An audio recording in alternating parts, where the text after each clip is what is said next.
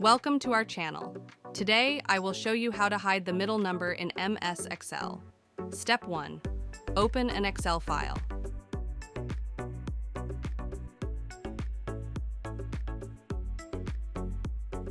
Step 2. Select a cell and write this formula. Equals left a 2, 4, an asterisk, asterisk, asterisk, and right a 2, 3.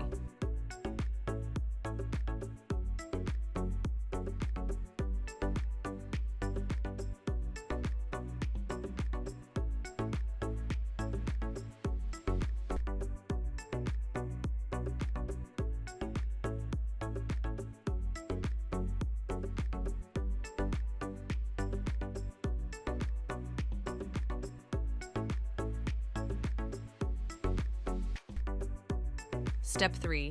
Hit enter. Step 4. Expand the cell. That's it.